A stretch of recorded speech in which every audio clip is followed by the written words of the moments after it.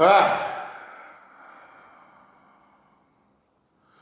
it's funny how you have a lot of ideas through your head, and then once you turn on the microphone, they just flood away from you. It's funny how you face the open market of the infinite universe around you, and yet when it comes time to express it, you just go silent. So many people need people, and so many people are free to help, but can't because they just don't know how for some reason. It's more than you just gotta care.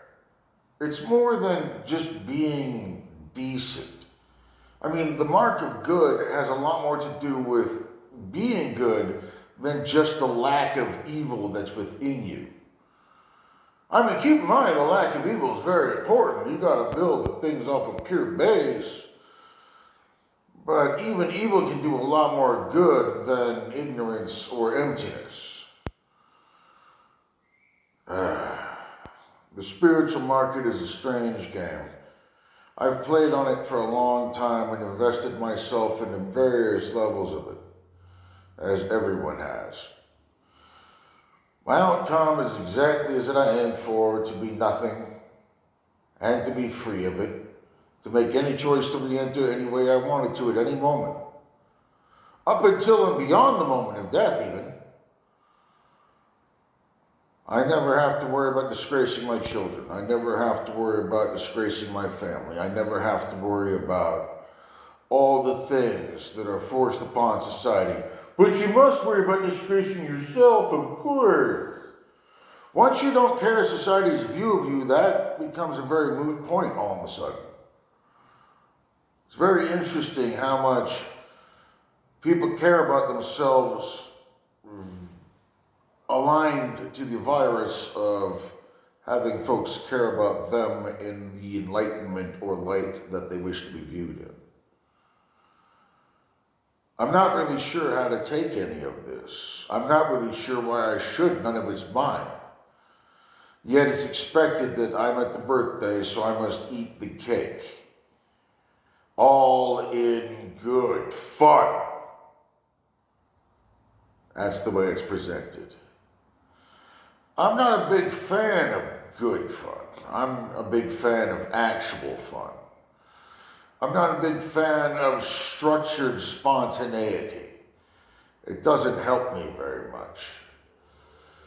The insanity in the world that I live in is far more structured and understandable than the chaos I have to perform to be accepted into the society that despises itself. This becomes a great debt to me. This becomes a frustration on whether I should free myself from the society or free the society from itself. One, in the first case, myself from the society would be a much easier obtainable goal, but it does not heal society. Keep in mind, it's not my job to heal society, nor anyone else's really, except for their own to heal themselves. But society is made of individuals who cannot be themselves, so they join a society. This is why I've always considered myself the king of the bastards, a great leader of all those who would follow no one.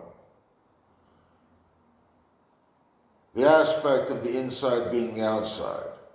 The slow now being credited as the fast. The entire hippie movement when the helpless are considered the strong, just for the fact that they are helpless. Now, it is true that helpless people view society through a far different ability and aspect than very prominently strong people.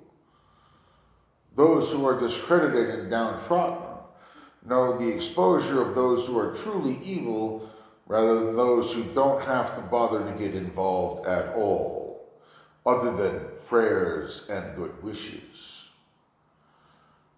This comes to society as a great debt at times of convenience.